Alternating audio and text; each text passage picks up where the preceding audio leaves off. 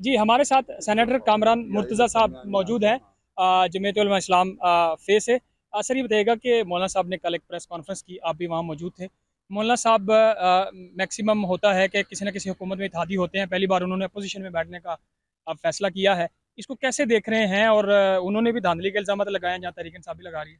ऐसा नहीं है कि वो पहली बार जो है वो अपोजिशन में बैठ रहे हैं। वो हमेशा अपोजिशन करते रहे हैं 2018 से। तो ये रिसेंट जो है ना, 2018 से लेके 2022 तक हमने अपोजिशन की है और बड़ी स्ट्रांग अपोजिशन की है। हुँ। किसी पार्टी में जरूरत नहीं थी कि वो ऐसी अपोजिशन कर सकते। तो अब भी हम ऐसी अपोजिशन करेंगे कि जो दुनिया देखेगी। मौलाना साहब पहले पीडीएम के सरबराह थे, अब पीडीएम 2 बनने जा रही है, मखलूत हुकूमत है, वो भी वही जमातें हैं, सिर्फ मौलाना साहब उसके साथ मौजूद नहीं है। कैसे देख रहे हैं? और मौलाना साहब की जो कल की प्रेस कॉन्फ्रेंस जहाँ जहाँ उन्होंने कहा है कि वो नवाज शरीफ साहब को कहते हैं कि आए अपोजिशन करें।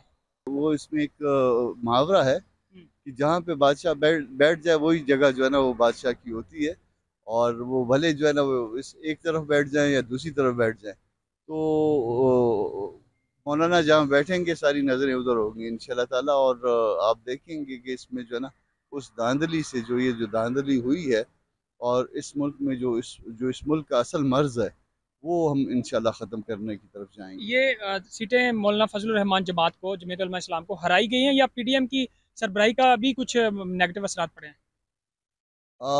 उसमें एक मल्टीपल फैक्टर्स हैं। उसमें एक फैक्टर यकीनन ये भी है कि अगर कोई कदावर शख्सियत बहुत ज़्यादा ताकत के साथ असम्बली में मौजूद हो तो उसका नतीजा शायद किसी शेर की सूरत में, बड़े शेर की सूरत में होता। तो दोस्तों का जो है ना वो ये भी उनको प्रॉब्लम था और उन्होंने कहा कि मौलाना को साइज में रखें।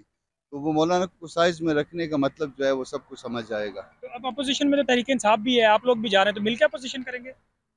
अगर वो हमारे साथ आना चाहें तो हमें कोई इतराज़ शायद ना हो, मगर ये मौलाना की और जमात की मर्ज़ी के ताबे है ये बात मेरी।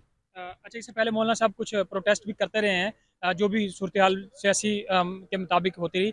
अब ये जो धांधली हुई है या जो इंतखाबात जिनको मुस्तरद किया मौलाना साहब ने, इसके बाद कोई एहतजाजी कॉल या कोई धरनों का एक सिलसिला शुरू हो सकता है? इंशाल्लाह ताला मौलाना ने एक शेड्यूल दिया है और चारों सूबों में जा रहे हैं। चारों सूबों में मुशावरत का अमल शुरू हो गया है।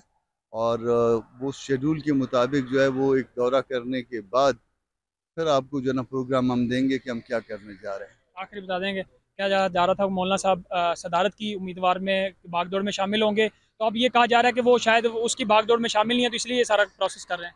नहीं, ऐसा नहीं है। ये सदारत का ओहदा जो है मेरा ख्याल है कि मौलाना की शख्सियत से छोटा ओहदा है। हुँ। भले कि दस्तूर के मुताबिक बहुत बड़ा ओहदा है।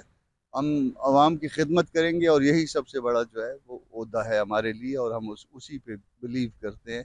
बाकी इस तरह के ओहदों पे जो खैरात में मिलते हैं उस पर यकीन नहीं रखते।